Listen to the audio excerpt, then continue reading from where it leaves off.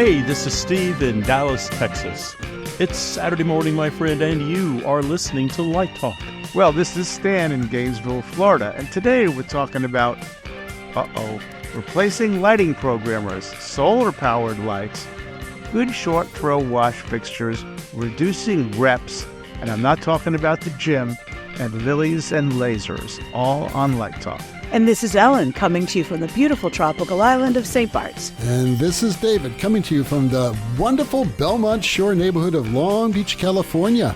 And if you don't already know, you are listening to Light Talk, and we are the Lumen Brothers And Sister. That's right, Ellen. Welcome, everyone, to episode 385. We've been getting a lot of feedback about our show that we did last week with Jane Cox. She was amazing. So, and we actually have a letter today that came in about that show that we'll get to during our Let's Talk About segment. But hey, do we have any industry news? Ellen, I heard that you had something to talk about. Yeah, we do. I have two things. The first is a new book that just came out. It was published on July 25th, and it's called Theater Lighting Design, Conversations on the Art, Craft, and Life. And it's a book that's come out of the UK, and it's been sort of written and edited by Emma Chapman and Rob Holliday. Many of you may know Rob because he also is a lighting designer. I do not know Emma personally, but Rob also just shepherded Richard Pilbrow's last book to press, the one about the National Theater. So no sooner did he finish that than he got this one done.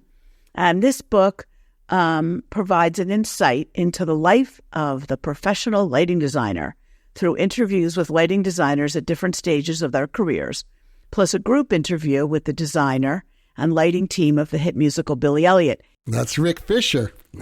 We love Rick. Who is American and has lived in the UK for many decades and has kept Billy Elliot looking fabulous for the last, God only knows what, 20 years. And it just reopened in Tokyo. It's a great show. Anyway, the book it's really easy to read because it's written as question and answers with the interviewees, who include Neil Austin, Natasha Chivers, John Clark, Polly Constable, Rick Fisher, Richard Howell, Howard Hudson, Jessica Hung Han Young, Mark Jonathan, Amy May, Ben Ormerod, Bruno Poet, Jackie Shemish, and Johanna Town. Between them, they have worked all over the world on shows of every genre, collecting many awards for their work along the way. And it's a great book, and it's available on Amazon.com. Wow. And the other interesting news is that you all know of this place that's in Lidditz, Pennsylvania called Rock Lidditz. I think we've discussed it in the past. It's a big, huge rehearsal hall that started out as one large building with this massive sound stage. And the reason it grew up there is because the companies involved, Tate and Atomic and Claire Global, were already out there. And they sort of built this huge campus, which is now massive. Many, many, many, many buildings, a hotel or two. And on the 23rd of August, they're having the grand opening of their new building for their Academy of Live Technology, which is an interesting 4-year program for lighting, sound, visuals, and staging design and technology for the entertainment industry, as well as production and tour management and the business of the business. So that's run by a lighting designer by the name of Sharon Hozinga, who also runs the lighting MFA program at the University of Cincinnati. And it might be great to get her on the show at some point and talk about She's a this great program. person. Yeah, I know Sharon. And speaking about getting people on the show, we need to get Rick Fisher on the show. Yeah, Rick Absolutely. is actually a friend of mine, and I don't know why I haven't asked him in like 7.5 years to be on the show, but boy, he is a very interesting cat, and just that whole story about Bill Elliott is fantastic. Yeah, it's great. Absolutely, we should have him. Let's do that. Okay, so and Rick, if you're listening, hey, give us a call. Actually, I'll contact you. So let's get started today. Stan, you have the first question of the day, right? Yeah, not so sexy, a simple question. And it comes from Stan in Gainesville, Florida. Wait.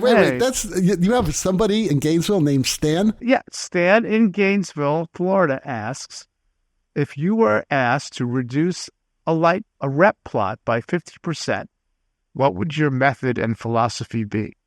And he asks this because that's what I'm doing today. And I need you're to asking do it. your own question. I'm actually doing it. Okay. We've never done that before. I'm trying to do things we've never done before. I'm asking the question. Okay. For me, I wanted the light talk wisdom. But are you going to answer the question? If you're asking it. I'm asking the question. Okay. Why so are then they we're gonna asking you answer. to do this? Because they ran out of money. They don't have enough Because money. it's always money. It's always Well, money. wait, where is this rep plot? At what facility? What difference does it make? A big difference. That's part of the Yeah. show.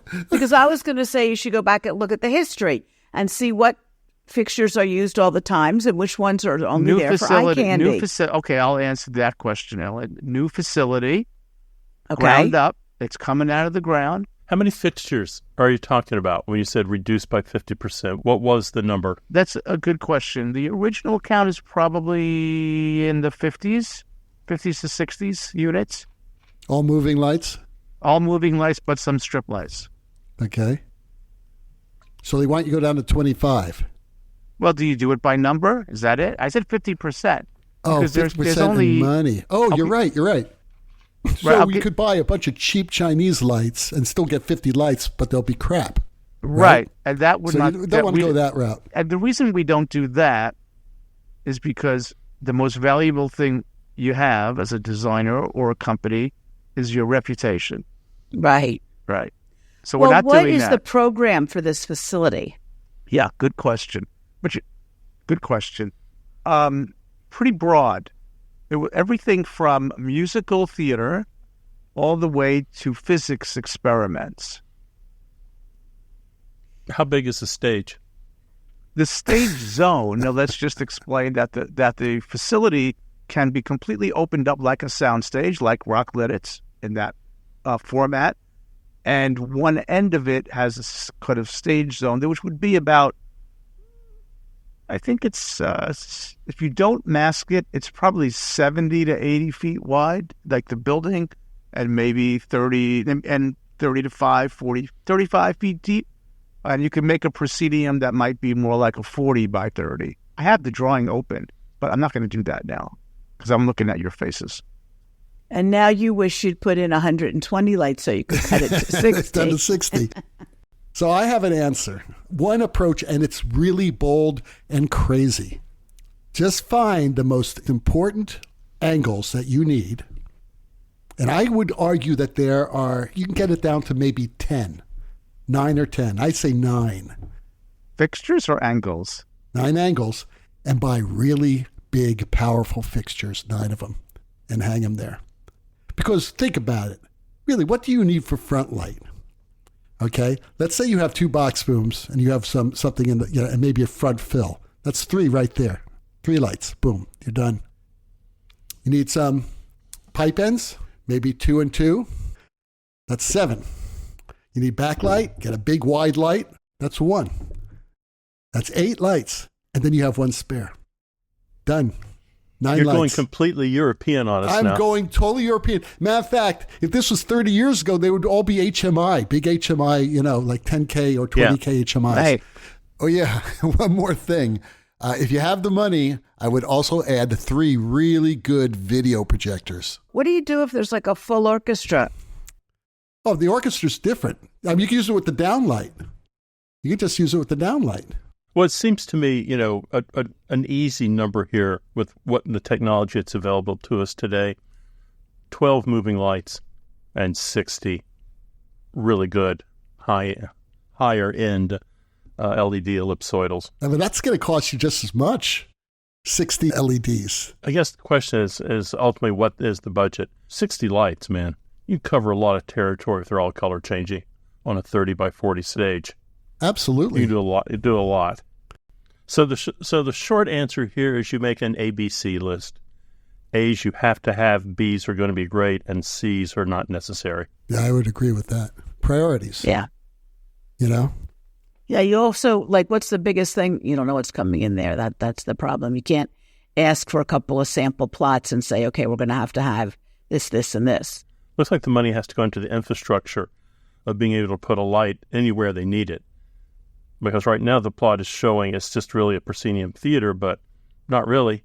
Steve gets the cigar because philosophically, how we look at it is if it's got to come motor freight wrapped on a pallet, we don't want to cut it. If UPS or FedEx can deliver it in a cardboard box, yes, we can cut it because it can come later. And we can, they can also, they're in a market where it's easy to rent, so they can supplement fixtures. So some of those concerns are allayed. David, you're thinking like a designer, like a very sophisticated designer. Like I would love what you're saying for Stan K, but I'm not doing it for me. So I'm taking who's in there, who's the staff, who are the designers. You know, most of these people haven't been to Europe. They don't. Oh, you're talking about OFS lighting. One freaking source. I love it. Highly directional, big bold strokes. Love it, but I don't think that's the right shoe for this foot, if you will. But so then you're going to go with the 60 LED ellipsoidals and the 12 movers, right? No, it's all movers. Oh, it's all movers. The reason we're not going to do conventionals is because then we have to build access to them, right? Or you're sending people up in a lift a lot, and so or your grid is walkable.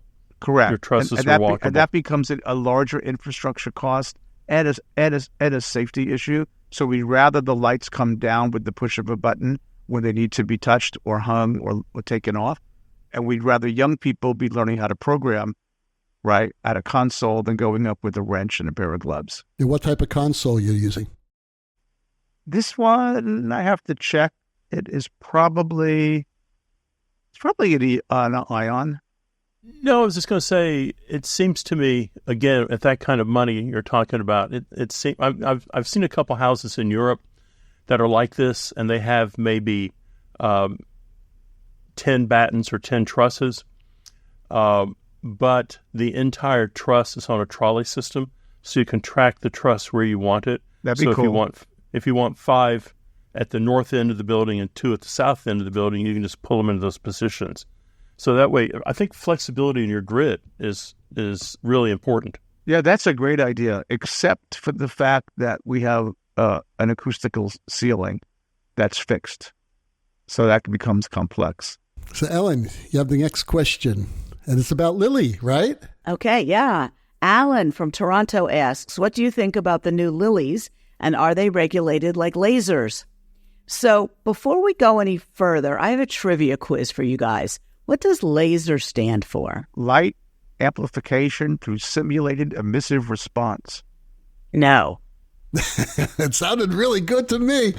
Light amplification by the simulated emission of radiation. Excuse me. Are you talking about the lasers we use in the theater or the little tiny ones we put on sharks? They're all the same. I was off by one word. I was pretty darn close with the 67-year-old memory. Right. Not bad. So there are now Lilis on the market.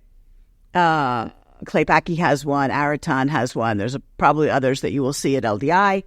And that stands for Laser Illuminated Lighting Instruments, which are incorporating a laser source into the fixture. Oh, yeah, that's been around for a while. The difference, as I understand it, is that ordinary light, such as that from a light bulb, has many wavelengths and spreads in all directions. Laser light, however, has a specific wavelength. That's right. It can be focused into a tight beam and can concentrate very high-intensity light at large distances from the laser. So yes, in the United States, Lilis are regulated in essentially the same manner as conventional light show laser projectors, and the same FDA regulations apply for the manufacturers of lasers and Lilis, as well as the laser shows themselves.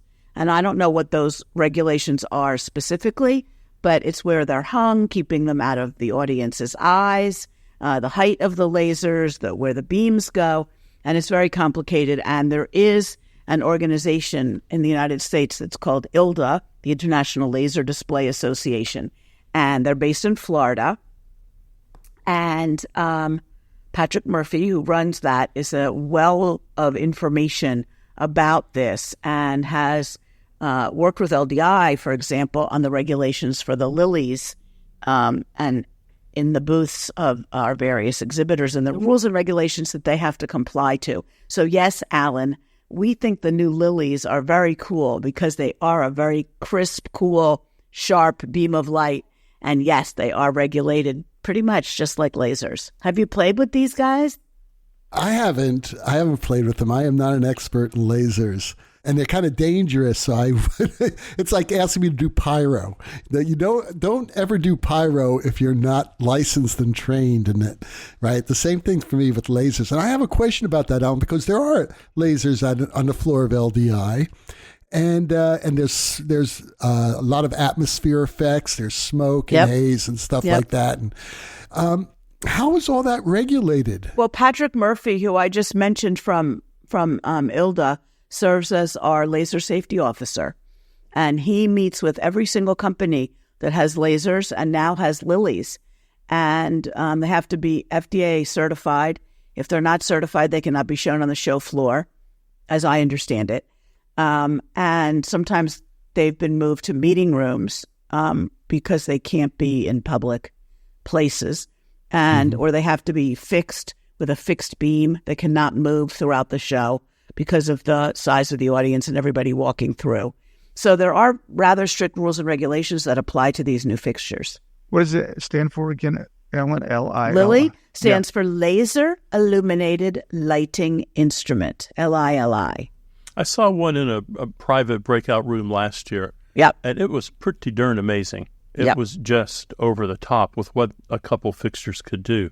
Yeah, they're very bright. So they're using a laser source on top of an LED or a traditional other type of source, or it's just a laser? I think they have both.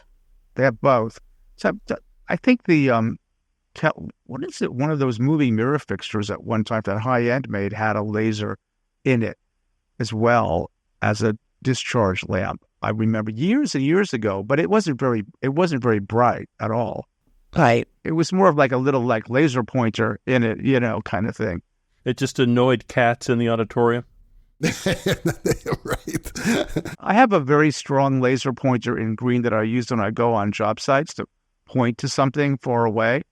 When you buy these things, there's different classifications, even the ones you buy on Amazon. And this one is way brighter than I should really have. So you occasionally are on the construction site and you hear a scream somewhere? No, I've got one of those too. It could bring down a jet airplane if I, hit it with it. That was class 2 or class 3. I forget which class it is. Yeah. Man, you guys are falling into the James Bond supervillains. I mean, you just have to think about it. When you go to the ETC factory and you see where they cut the panels for the tops of lighting consoles, it's laser cut. It's laser cutting through steel. I mean, lasers are not... Yeah, I mean, I'm not going to have to say that, you can do a lot of damage with lasers, even if they're not cutting steel.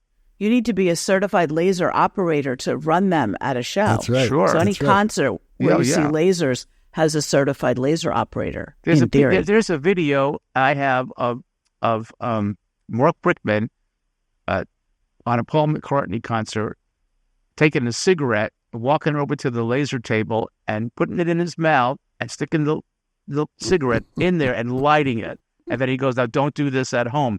We're professionals. And then he laughs. Well, you saw the real-life application. I mean, I'm sure you all remember not that long ago, the space lasers. Right, that's what I was alluding to earlier. Jewish space lasers from outer space. But to Ellen's point, it's all about the frequency. It's all about the nanometer. So if you do that, if you create a laser, I mean, this goes on in manufacturing and medicine. I mean, they use lasers to because they're so precise. Laser cutting devices for surgery. Right. Lasers is not like something you just be a hobbyist with. Yeah. Right. Well, at LDI this year, definitely go around and take a look. You expect me to talk? No, Mr. Bond. I expect you to die. Elon Musk is practicing that line over and over. Oh. All right, everyone. Today, you're listening to Light Talk, episode 385. And Light Talk today is sponsored by... Like a tsunami of technology rolling across the mighty Pacific, watch out. Illegitimate Panda is heading your way with Icarus. When you really, really want something new and innovative, you can count on the good men and women of Illegitimate Panda to come through.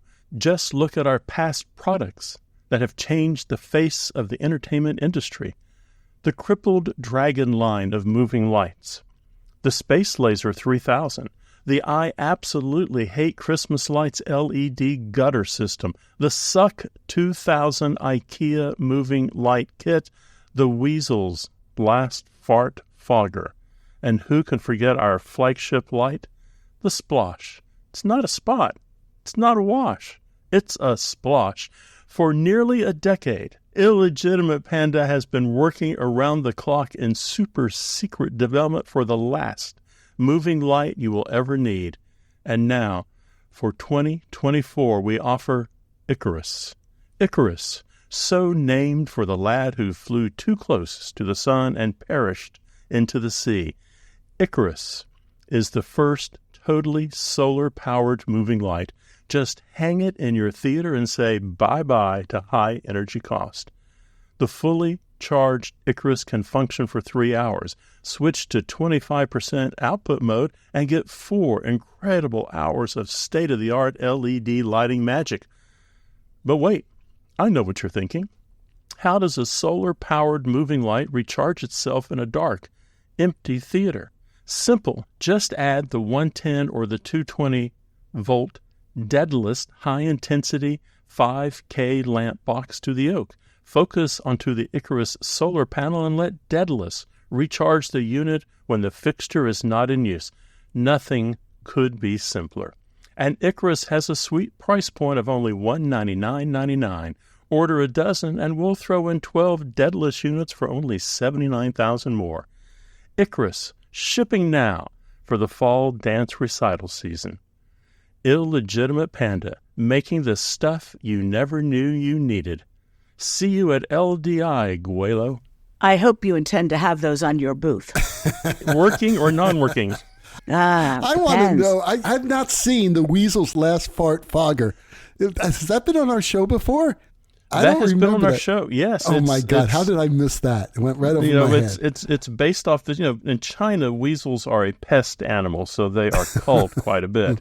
Okay. But apparently, when you cull a weasel, it expels that one last fart, which is kind of almighty. Wow.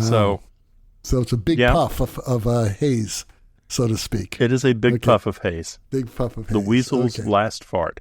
Okay. And now, back to Light Talk. The sound of those laser-crazed monkeys, ducks, and baby iguanas tell us that once again it's time for Let's Talk About. And today's Let's Talk About is all about, well, it's all about a letter that we received from Robert from the Grand Bahamas. I don't think we've had anybody from the Grand Bahamas. I wonder if it's Lucaya. He writes, well, last week you were discussing the future of AI and lighting controllers with your guest Jane Cox. David, that's me, was arguing that lighting companies will eventually start introducing AIs into their controllers to make them faster to program, resulting in a time when a designer can just talk to the light board and tell where to focus the lights, what color they should be, etc., etc., etc. He also said that this technology may replace the programmer. Jane argued that in her experience, technology is becoming more complicated and everything is in fact taking more time. She also said that this will remove the added creativity and collaboration that the programmer brings to the table. What do you think the future holds for lighting programmers and controllers? Well, first of all, Robert, I must say that Stan was talking about this before I did, probably a couple of years, and we were just getting on this story during our interview with Jane, which was fantastic. If you haven't heard it, check out episode 384. It's a great, great interview. She's an amazing person and great designer and a lot of fun. It was great to have her on the show. But anyway, okay, so my point is that it's just a matter of time that these controllers are going to have this chip in them, and they're going to have the technology so that it could decipher what you're asking for and actually produce it faster than it takes for the designer to talk to the programmer trying to figure out what the hell the designer wants and what they mean, which lights to use, what the color should be, all that stuff. So how did I change my mind on this? Because before I didn't think we were anywhere close. But now something happened last week. Last week I bought a new iPad. I was at the Apple store. The Apple person came to me and she said, "Hey, what are you doing? Since we have some time, would you like to check out Apple Vision Pro?" And I said, "Yeah, sure. I'd love to. Let's check out this technology." Well, they put the mask on you. Actually, you'll love this, Stan. They actually take your eyeglasses and they bring them in the back and they measure what your prescription is. And then the Apple Vision automatically puts the prescription into the goggles so that, you just look, it's clear as day. But anyway, it's really fantastic. It's 3D. It's 180 degrees left, right, up and down. Really, really impressive technology. But the one thing that they have that is sort of relates to what I'm talking about now is that these goggles will track your eye movements. So if you're looking at something, you can actually make a selection. You can actually look at something and pinch your fingers together and it will select it, right? So I'm thinking to myself, well, if I'm in a theater and I have these goggles on and I'm looking at the stage and I'm looking at the set, I can look at an area on the stage and tell the light board, put fixture 73 there. Okay. Zoom it in all the way. Turn it blue. Okay. A little more green in that blue. Yeah. Right there. Okay. Zoom it out just a bit. Now rotate a gobo. Now put three fixtures 12, 23, and 74 on top of it in different colors and strobe them all at 30 beats per second randomly. And it will do that.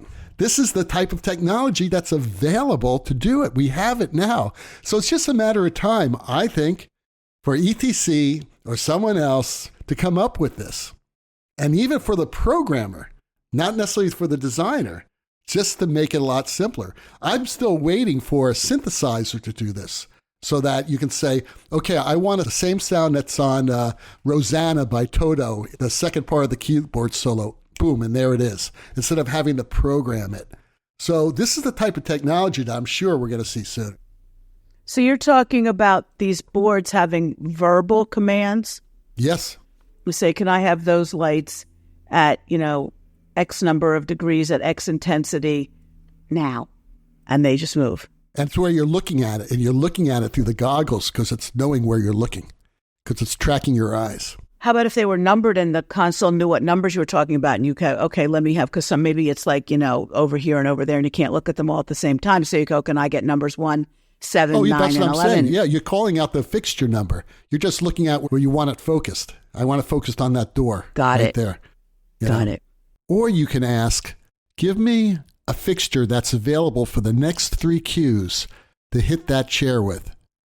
And then the board will look ahead on the cues to see which fixture is not being used in those cues, and will show it to you and see if you like it.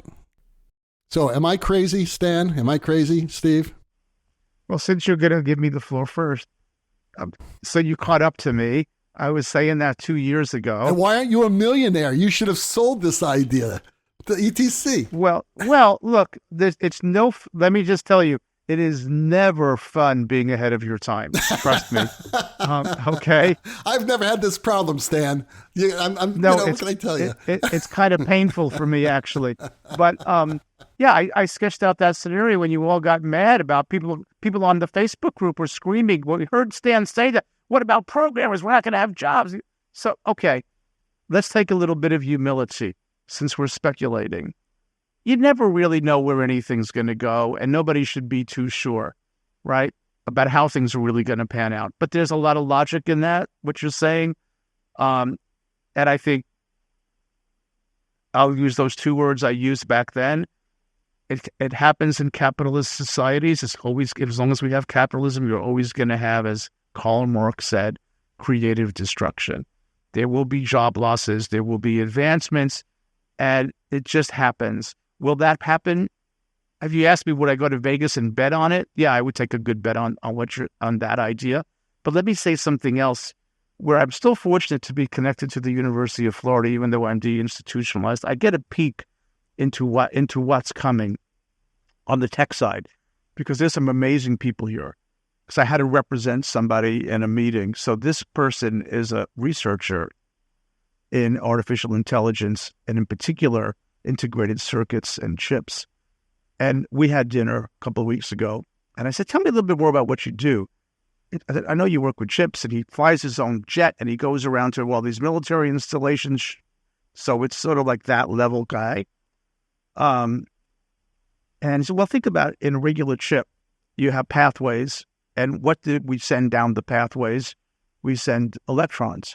So electrons move through integrated chips, and then they do their calculations, and you get an output. He said, now, what are the three problems with an integrated chip? One is its speed, and its speed is dependent upon how hot it gets. As you all know, if you own a computer, right, or a graphics card, the heat generated, the cost involved in running those chips, high-end chips, and three, the speed at which the electrons are moving through the chips. So here's what I'm doing. This is his research. They are now developing AI chips where rather than using electrons running through the circuitry, it's photons. And I said, okay, so what's the advantage of that? He said, the speed difference is exponential at the speed at which the chips will think. Two, the heat is drastically reduced, and thus the amount of electrical consumption necessary. So are we going to see those kinds of chips in light boards? We'll probably be the last to get them, but you're going to see them in guided missiles. You're going to see them in aircraft. You're going to see them in satellites. You're going to see them in supercomputers. So it's very difficult to sort of, I think, to even imagine in our, as fertile as our imaginations are, what the impact of these changes is going to be on our industry and the world at large. It's really hard to say. Interesting, though, the stock market pulled back on AI this week because maybe it's not going to be what everybody thinks it's going to be. I would bet it's going to be things that we can't even begin to understand. Stan, I have a question for you. Imagine that you're selling a lighting system, or you're proposing a lighting system for a high school, right? And I do that. And you do that, right? And you tell this the client, you say, look, because there's a new light board out. He goes, all you have to do is say, I want an even front wash from your front of house fixtures across the stage in blue. Go. And there it is. And I want backlights from the third electric in clear to cover that entire area. How difficult could that be? We get asked and this is real, not theoretical. You're putting in all these automated lights in our high schools, and we're concerned about them breaking or this or that, or the students and you know, all these, but it's more complicated. And I say, actually, no, because we're going to come in and make all these pallets, okay? And if somebody's doing the orchestra concert, they'd push one button for the orchestra concert or whatever. But if you want to train people to be sophisticated, and you got each end of the spectrum, complete control or plug and play. But I think your point about, I think David Brooks made this point in the New York Times about AI. It's not going to be about, for us as humans, getting the output that we want anymore. It's going to be about the prompt. Our focus is going to be on what questions do we ask? What do you say? Saying that is one thing, but actually interpreting the script, interpreting the music, giving the prompt is going to be where the creativity is, not in getting the output. Well, you're still designing because you're talking to the machine like you would talk to a programmer. You'd say, take these fixtures and put it there. Correct, but it forces you to focus on being really articulate about what you want. Well, but you are. I mean, I am. I say, take fixture 23, hit that person down left, zoom it all the way in. I think we'll be able to speak more poetically than ever. Well, you could say, make it look like a Theron Musa cue, I guess. You could say, something that's there. Well, but that's not, right. I mean, that's sort of cheating, That's right? cheating. I would never do that. But it's a great tool. Steve, you had something to say. Sorry about that. Jane, where are you when I need you? I agree with Jane completely in this. And I just want to say, I cannot even get in my damn car and say, Dairy Queen near me, and get there. Alexa or whoever comes back and goes, West Town Mall. No, Dairy Queen. Dairy Queen. David Queen Avenue does not exist. No, I mean, come on. I think we're into science fiction world, and we're nowhere close to that. We're nowhere close to that on a lighting console. Okay. I'm going to take a bet on Steve. I'll take a bet on that too. I'll take the bet on you. I'll take any bet you want to take. You put on your Battlestar Galactica Xylon headpiece and be a little bit more removed from the action on stage and the director sitting next to you. We've all seen this happen, and this technology always has downsides. If I cast my mind back to Vectorworks, my favorite program. If you said, draw me a light plot, the student would say, okay, here's your light plot, and I've got 60 lights in it, and I've drafted it, it's great. That same student all of a sudden sees the cut and paste button, and that 60 light plot is turned into 200 lights without even thinking about it. I can, sure, for a rarefied air of designers, this might be great. But, God, how many times have you gone into the theater and an unexperienced designer is sitting there, and you go, have you made your palettes for tonight's show? And they go, oh, no, we're just going to make it up as we go. I'll sit with the director. We'll find the right blue. Okay. 3 hours later, they're still looking for the right blue. Right. I mean, this is, have you done your work to prepare for tonight's queuing session? Well, I'm just going to look at stuff because I can just call it out really fast. For some designers, some designers who are qualified to do this and have done all of their homework, maybe. And let's take into account what you're asking it to do. Let's take into account accents, speech impediments. Put the light where I'm looking. I think this is so far away. And Stan made a point, and he's running away from the point he made. And his statement was, and today the market pulled back from AI. Now, I don't think they're pulling back. I think there's a number of reasons they're pulling back. But they could be pulling back because they think it's not quite what they expected it to be, and it's not quite going to happen as fast as it's going to happen. So I think talking to the light console, I think that is pretty far down the road. Put the light where I'm looking. I cannot hear you, for the sound guy has got the sound turned up too loud. I mean, you see the director sitting there yelling at you, not mad, but just trying to get your attention. That clear wash on the back, David Jacques said, put it down front with the blue lights. Let's see that. Wait a minute, Steve. I got to jump in. You've only used Augmented, right? Augmented is already letting you walk around the stage with an iPhone, and light follows you when you record the focus position. That's different from sitting in an auditorium talking to your light board. That's different. That is a different thing. I think we're far away from this. And the reason I also think we're far away from it is that the entertainment industry is the smallest little drip of money in the AI world. That's very true. So where is this technology going?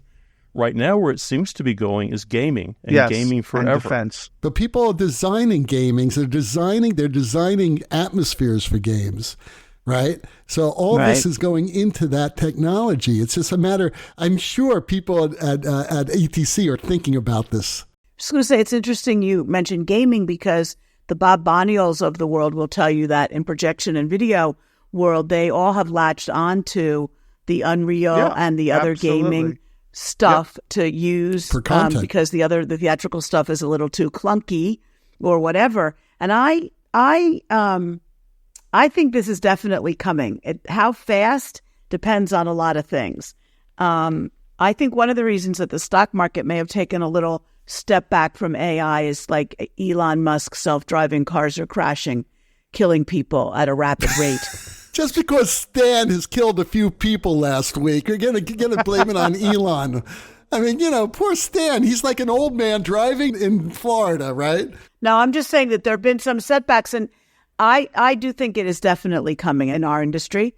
All right. And, Steve, I was a little surprised when you were talking about you were supporting what Jane said, because I thought you were going to go where I'm going to go right now, and that is the loss of the collaboration a designer has with a programmer. Well, I think I made that point with you, you wearing your goggles, sitting at the tech table, and you're isolated. I'm not saying this is what I want either, by the way, because I work with programmers all the time, and they give me the best ideas. And this is Jane's point, which she's right. The problem, though, is when technology reaches a point where these lighting consoles are listening to you and tracking where your eyes are, then it's like, okay, this is what I want. This is where it goes, and it's a lot faster. Is it a lot faster? It will be. I think this would be, once it's refined, a lot faster. Now, Jane doesn't agree with me. I think we're generations away from this. And, again, Stan brings up a point. I would say, to Stan, what is your most difficult sell in a theater today? And I would argue it is a lighting console.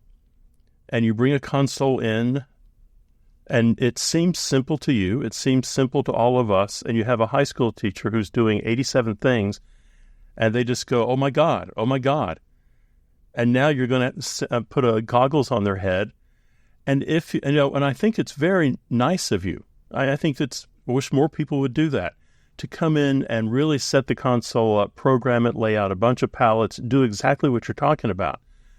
But then somehow a year later, all that crap's been erased or altered or changed, and that poor teacher is back again at ground zero. So I think the more we hit them with heavy technology, this will change. I mean, everything changes. But boy, it's not going to change fast.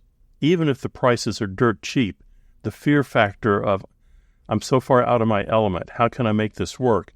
Maybe if I don't know. I'm not saying there isn't a high-end user that's not going to jump on top of this and go for it.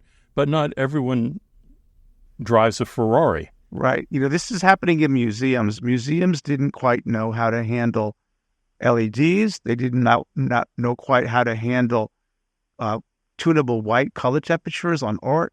They've really it was a tsunami, the changes in the last 10 years from museums. And the more sophisticated museums have embraced a lot of this stuff. And I went to sessions with folks from the Getty Museum and the Smithsonian, and we said, well, we can't, the guy who deals with lighting at the museum more often than not is the janitor, right? Who doesn't have, and in the best museums, you have actual lighting designers. So that's going to take that's taken for them a huge transition, right? Because it can't just be a guy with a stick changing a light bulb anymore, because the technology, they sort of have to step up. And so it is a conundrum. And I hear what Steve is saying. One way we mitigate that in our projects specifically is we keep a show file available. We're on call for all of our projects, and we go back years later if something were to happen. We really have that. We don't just leave them alone. But we're not the average bear. We're small, we're boutique, and we take that kind of care for our clients. But Steve's point is well taken. If you just throw a light board at them and you don't really kind of set it up for them and show them and not just the ETC training, which they do a day or 2 days with people, and you're able to absorb 10 or 15% of it, and the rest of it just, but so we do a different kind of training. But it is a challenge. I think Steve makes good points. I think this is I'm going to turn it back to David, because he's on to something, I think, with collaboration. But I think disruption is not a bad thing. But I think this is a different type of disruption than there was when we moved from auto transformers to preset consoles to computer consoles. We're taking human being really out of it in a different way. And I think that's where some people are going to thrive at this. That's not theater. And this is where I'm on Jane's team. In at least 90% of the shows that I create, I can credit the programmer as being part of that creative process. Now, it's not always the case. Sometimes you get someone who's just there is doing a union gig, and that's it, and you just tell them what to do, and they do it, right? Okay. But the great programs like Andy Figueroa, right? People I've worked with for years. Jim Waits. For a long time, Jim Waits was a Verilight programmer, and we worked together on a number of shows. That's what theater's about. It's about collaboration. So, I'm talking about something that I'm expecting to happen. How much fight back you're going to get from designers and directors, I don't know. It's just going to be interesting to watch. All right, Steve has the final question of the day. So this is from Amy from Boston, and somehow she did not know that Stan was going to ask the question he's asking. So she says, Stan, we are building a small theater in the basement of a drugstore. We will have a 10 to 11 foot high grid when complete. Can you recommend a good wash unit? And her budget is not $1.2 million. $300 more like it. and there are two lights that I have used that I just think are just incredible when you're working in a small space like this. They're both from ETC, the ETC Color Source Par, and I like the deep blue variety. And I also, it took me a while to come around to their Color Source Par Junior. Both of those things are about the size of a cantaloupe. They put out a tremendous amount of light, and they're great with color mixing, and you can put different types of frost-like material in to get the beam you want. But these things, under $500, and you're off and running. And geez, the Color Source Par, I think you can put 8 on a relay. So I mean, it doesn't take any power. They're 5 pounds maybe on a good day. Perfect little tiny light to put up, and it just has so much punch in it. Nothing to add. In fact, I haven't seen those. I have to look at those since you're praising them so high at LDI this year. Oh, they're amazing. The little Color Source Par Junior is a 4-light, 5 LEDs, 4-light, a 4-light output. It's 2,300 lumens. The Color Source Par, 8 LEDs in it again. 5-color array. They just if you're putting them up at the Metropolitan Opera, maybe not. But if you're working in a small black box theater or a little storefront theater or a little off Broadway theater, you can't do much better than those two lights. Cool. We use the Color Source strips on almost all of our. In fact, the one we just talked about, the expensive one. The one thing I didn't cut in the rep plot were 2 banks of Color Source strips, one to do the psych, and one as a backlight array, for that stage area. Yeah. I was going to also say she could have some psych lights on the floor with a 7-color LED array to sort of wash that back wall and give her a little more flexibility. Yeah. I mean, there's at least I would say a dozen companies from South America to China to parts of Europe and the United States who make something like this, and you're going to see them all at LDI. You just have to decide, who you trust. They're all the same price. All right. Well, I'm off to San Francisco this week to do my premiere at the San Francisco Opera. Yay. Congratulations. Are you going to see any San Francisco liberals up there? I'm going to check out all the San Francisco liberals there. Can I just say something? There is nothing wrong in a country that claims it's got freedom. People can be free to be liberal. It's okay. I know. You can be conservative. You can be liberal. You can be moderate. Freedom, baby. Okay, well, the rocking sounds of the Luminoids tell us that once again you've spent another morning listening to Light Talk. You can hear our show on just about every podcast site out there. Check out our website at lighttalk.org, follow us on Facebook, and subscribe to our podcast. That way you will not miss a second of Light Talk insanity. No guarantee is offered regarding the accuracy of any statements or opinions made on this podcast. However, if you decide to litigate, I just want to remind you all that we are trademarked all the way until 2028. And if you mess with us, the Snoop Group with the legal team of Sparks, Burnout, and Chase will defend us until our retirement accounts are completely depleted. Light Talk is written and produced by the Lumen Brothers and Sister, coming to you from Long Beach, St. Bart's, Gainesville, and the Lone Star State.